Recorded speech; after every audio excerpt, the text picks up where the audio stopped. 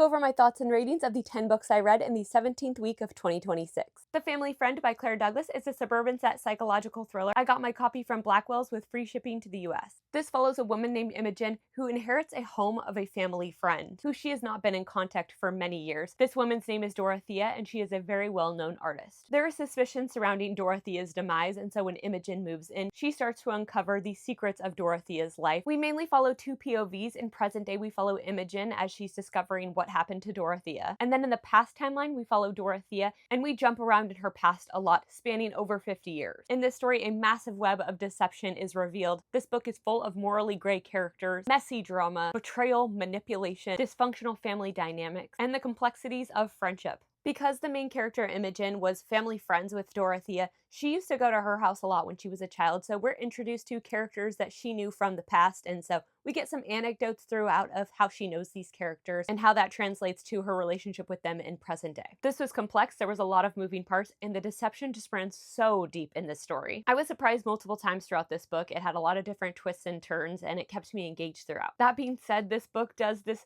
classic thriller thing that I just don't personally prefer, and that's the info dumping at the end when the bad guy is caught and they just kind of explain away everything like they're being held captive or something. I don't know, that's just something in thrillers that's like, I don't understand why they just give it up so easily. Overall though, I really did enjoy this book and really enjoyed how everything came together. I rated it 3.75 stars. Wretch by Eric LaRocca is a horror book that follows Simeon, and he is grieving the loss of his husband Jonathan when he discovers this group called the Wretches that introduces him to this figure known as Porcelain Caw that is able to grant him one last intimate moment with his husband for a price. This is a very emotionally heavy read. Definitely check your trigger warnings because this book definitely does not hold your hand through the hard topics that it goes over. I don't even think I'd gotten through the first couple of chapters before I started crying. This is intense. It's brutal, it's honest, and it just tore my heart out. It dives into the reality of Simeon's relationship versus the reality that he has built up in his head. It talks a lot about depression and no longer wanting to be around. There's a lot of psychological manipulation that happens in this story. It's unrelenting, very sad, and super hard-hitting. If you've ever read an Eric LaRocca book, this probably isn't news to you that this book would be this way, but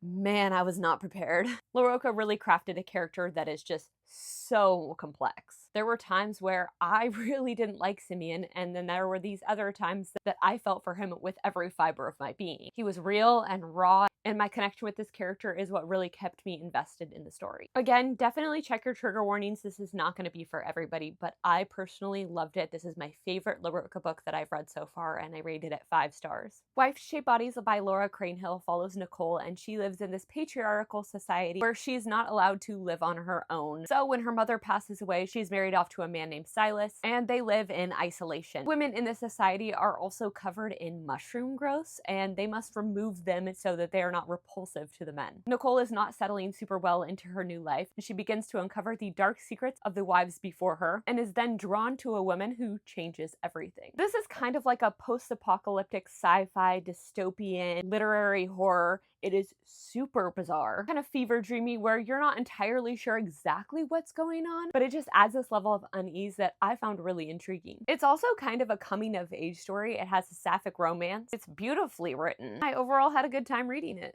This is a richly feminist read. I thought it was very empowering, and I really enjoy the social commentary this provided about the patriarchy. I rated this strange read 3.5 stars. Decomposition Book by Sarah Van Oss is a literary paranormal horror mystery that follows a woman named Ava as she recounts getting lost in the woods with her friends via a journal. Ava is later found on the property of a woman named Savannah, and she is deceased, and alongside her is her journal recounting her tale of survival. Savannah doesn't go to the police right away like she should, as she's grown weirdly attached to Ava and her journal as Ava slowly decomposes. Throughout this story, we get 2 POVs. We get Savannah as she has discovered Ava's body and befriended her, and then we also get a POV from Ava via her journal entries. So on one hand, we have this survival story in the woods, and then on the other hand, we have this obsessive, weirdly attached paranormal friendship. Okay, I have 2 negatives that I have to share before I rave about this book. Firstly, the R word is casually dropped in this book, and I just found it unnecessary, and it gave me pause. The other thing is, and this is just like probably silly of me, but when a story is told via diary entries or journal entries, I don't understand writing it verbatim as it happened. Like, there's dialogue in these journal entries and recounting things exactly as they happened versus how it would naturally sound if somebody was recounting their day in their journal. I don't know. It's just like a random pet peeve of mine. Beyond those two things, I was obsessed with this book. It was grotesque and unhinged, full of sapphic yearning. Their survival aspects had me on the edge of my seat, and the paranormal vibes were pretty charming, honestly. The story is rich in themes of friendship, survival, sacrifice, dysfunctional family dynamics, and I found Savannah's character to be very relatable in the sense that she's just kind of in this place where she's stuck in life and doesn't know what to do with herself, and I found her just very easy to root for. I really enjoyed how this book balanced the two timelines and the very differing things that happened throughout. I really enjoyed the complex relationships within this story, and overall, I just thought that this was an incredible read, and I rated it 4.75 stars. The Wedding Vow by Dandy Smith follows a woman named Verity whose husband Lyndon is murdered,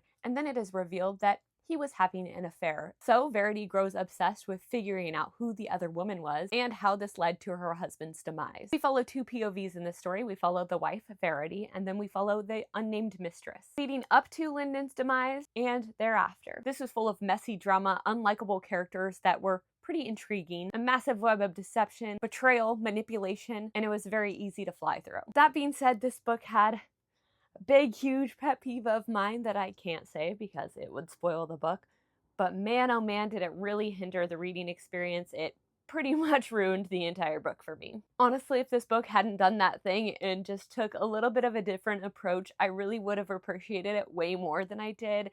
I didn't think this was a bad book, though. I did have a good time ultimately, and I rated it 3 stars. The 50/50 Killer by Alex North follows a police officer named Mark who joins the team of a seasoned detective to hunt down the 50/50 Killer, a serial killer known to prey on couples and have them play a twisted game. This is a police procedural thriller told in multiple POVs with tons of deception, violence. It dives into the complexities of relationships and the desire for justice. In this story, a surviving victim of the 50/50 Killer comes forward, and this turns into a cat and mouse chase as the clock counts down. This book was originally published under a different name, Steve Mosby, back in 2007. I'm not sure how much of this book was changed from the original publication, but I will say the Alex North tone or voice felt more muted in this book versus his others. That being said, I thought this was a well-done police procedural. I thought the balance between character development and plot was very well done. While I did ultimately love how everything wrapped up, I do have to say I found this book a bit predictable, but ultimately it didn't ruin the reading experience and I was satisfied with how everything went. I rated this book 3.75 stars. She Waits Where Shadows Gather by Michelle Tang publishes on May 5th, and this is a paranormal horror book. This follows the couple Avery and Carlos, and they are very logical people. Carlos is the host of a reality show that disproves paranormal hoaxes. The couple goes on a trip to the Philippines to visit Carlos's ancestral home, and they are confronted with the fact that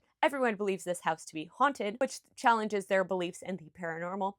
And then Carlos gets into an accident and he is trapped within his own body, but the house begins to talk in only a voice he can hear. I love a paranormal story with a generational haunting. There's just something about putting all of the people in a family into one place and forcing them to confront the oddities that have occurred that just really does something for me, paired with his family's diverse culture, and this was just a richly intriguing read for me. With themes of generational trauma, cultural superstition, toxicity within a relationship, manipulation, challenging one's beliefs, and long buried secrets, this story just grabbed a hold of me and would not let go. It was creepy and unsettling at times, and then there were these moments that pulled at my heartstrings and other moments that totally infuriated me. I love when a book can just pull out so many different emotions from me. I rated this book 4.25 stars. What Feeds Below by Tatiana Shaloti-Bonet publishes on October 6th, and this is a YA fantasy horror book. It follows Petra and her best friend / dive partner Jade, and they work as guides at this place known as the Void, which is this dark chasm that extends 6 layers into the earth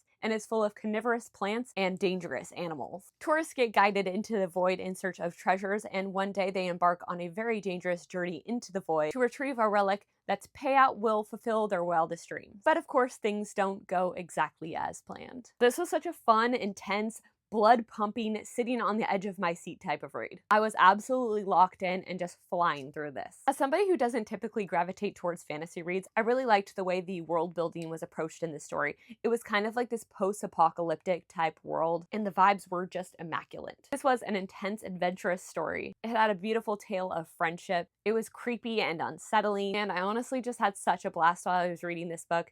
I have read all of Tatiana Shaloti Bonet's books. I am a big fan, and this one has to be my favorite. I rated What Feeds Below 5 stars. Kiss Slay Replay by Rachel Harrison publishes on September 8th, and this is a horror book that follows Willa, who is looking forward to celebrating her friend's wedding, but isn't so happy to find out that her ex-fiance has brought a date. The wedding takes place and Willa ends up sneaking off with another guest just to find out the killer has come and slashed his way through the wedding. The next day, she wakes up on the wedding day and realizes that that must have been a terrible nightmare.